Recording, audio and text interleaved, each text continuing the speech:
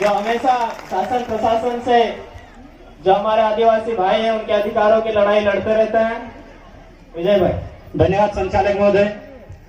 सबसे पहले यहाँ उपस्थित 8% आदिवासी और अन्य हमारे समाज के भाई बंधु जिन्होंने विश्व आदिवासी दिवस और भगवान बिरसा मुंडा के कार्यक्रम में सहयोग किया, एक बार उनके लिए जोरदार ताली हो जाए।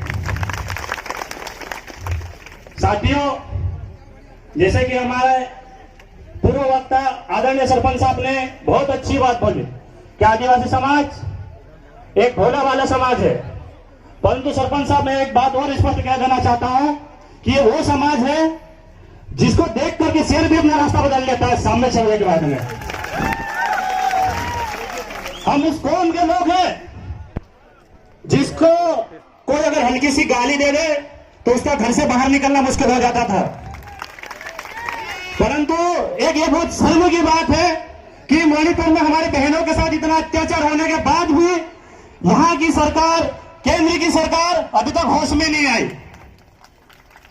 साथियों, आज जो लोग हमेशा विरोध करते थे कि जय जोहर का नारा जो है एक उत्तरी भारत का नारा है, इसको जबरदस्ती मध्य प्रदेश में थोपा जा रहा है, तो साथियों आज उन लोगों के मुंह पे इतना जोरदार तमाचा पड़ा है कि पहले जय जोहर का नारा यहां था, आज हमारा मालिक, हमारा बाप आज बोरगांव में आकर विराजमान हो गया है और वो जीवित विराजमान हुआ है।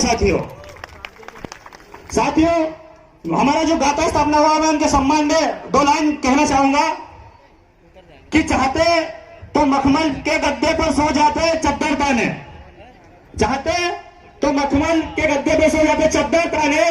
आवश्यकता क्या थी समाज के लिए जो चले रक्त बहाने, आवश्यकता क्या थी जो समाज के लिए चले रक्त बहाने। धरती पर कुछ लोग आते हैं खाने और कमाने, धरती पर सिर्फ कुछ लोग आते हैं खाने और कमाने, और कुछ लोग आते हैं धरती पे धरती मां का कर्ज चुकाने। तो ऐसे हमारे महापुरुष भगवान बिरसा मुंडा जी आज जिनकी बदौलत आदिवासियों के पास 1 एकड़ 2 एकड़ 5 एकड़ जमीन है। साथियों, आजादी के समय जब भगवान बिरसा मुंडा ने लड़ाई लड़ी, उस समय हमारे पास अनुमानित कम से कम 65% जमीन थी और आज के समय में मात्र 3% जमीन बच गई है। तो भाई ये कौन सा खेल चल रहा है मध्य प्रदेश में या भारत में कि कहां 65% जमीन, कहां 3% जमीन।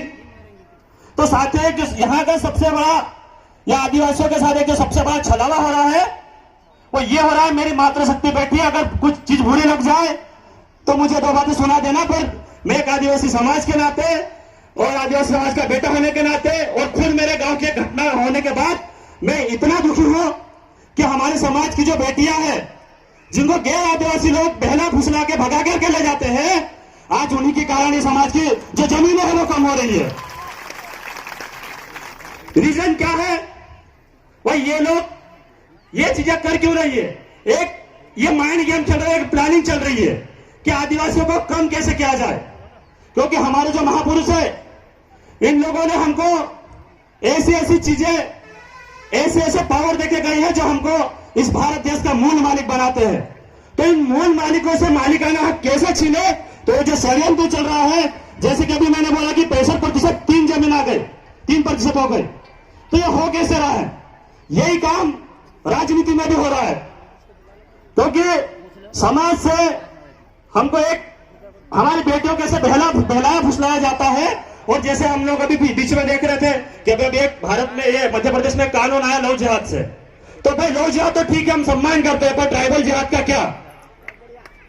ट्राइबल जिहाद का क्या, जिसमें हमारी बहनों को बहला फुसला करके आप लोग शादियां कर रहे हो, उनके नाम पे चुनाव लड़ रहे हो और उनके नाम पे बड़ी बड़ी फैक्ट्रियां खोल रहे हो। हमको उन लोगों को सम्मान करना चाहिए क्या? बस 2 हाथ उठा के बोले सम्मान करना चाहिए क्या? तो फिर वो लोग समाज से गद्दारी करके, समाज के नाम पे चुनाव लड़के और समाज के नाम पे बड़े बड़े कारखाने खोल के कैसे बैठे? साथियों, आज क्योंकि सरकार इस बात पे ध्यान नहीं दे रही है। सरकार के जो विधायक बन के जाते हैं, जो सांसद बन के जाते हैं, वो इतने निकम्मे बन के जाते हैं कि उनको आदिवासियों के जमीन का दर्द नहीं दिखता है। साथियों, क्या कारण है कि विधानसभा में इस मुद्दा नहीं उठाते हैं कि आदिवासी की जो बहन अगर मान लो कोई जाती है तो हमें जाए तो जाए, उसका कम से कम जाति प्रमाण पत्र कैंसिल कर दो। आने वाले समय में अगर 50% ये लो ये ट्राइबल राज्य नहीं रुक जाए तो फिर बताना साथियों।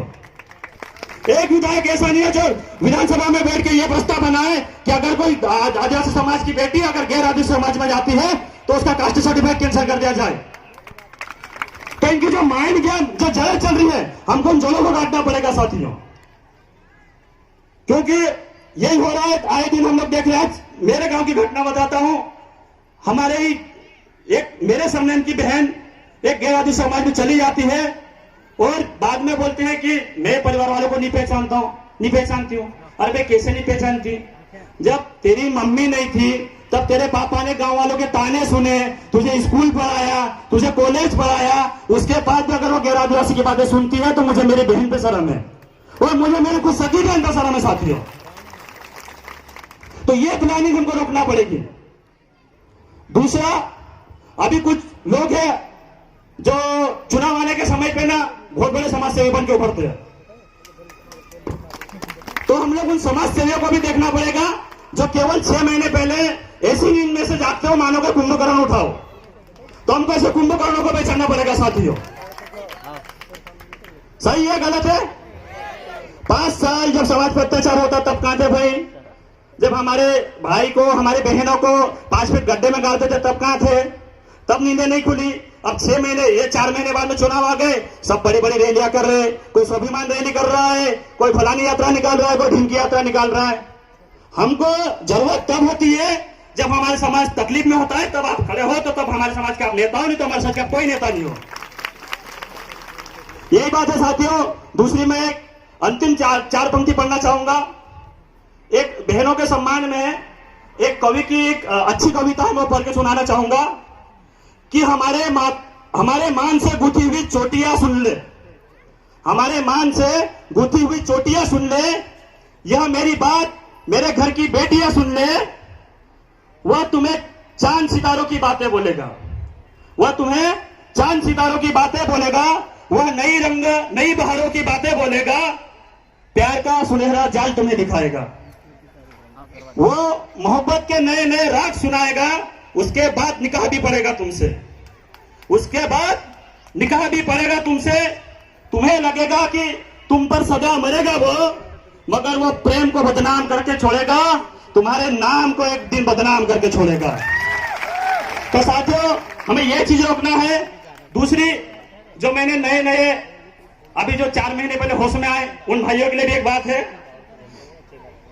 कि बलिदानियों की इस वीर गाथा में तुम बलिदान का एक पन्ना जोड़ दो, बलिदान की इस वीर गाथा में तुम बलिदान का एक पन्ना जोड़ दो, या तो जन्म समर्पित कर दो समाज के लिए या समाज का नाम लेना छोड़ दो। धन्यवाद साथियों। जय जोहार, जय आदिवासी, जिंदाबाद।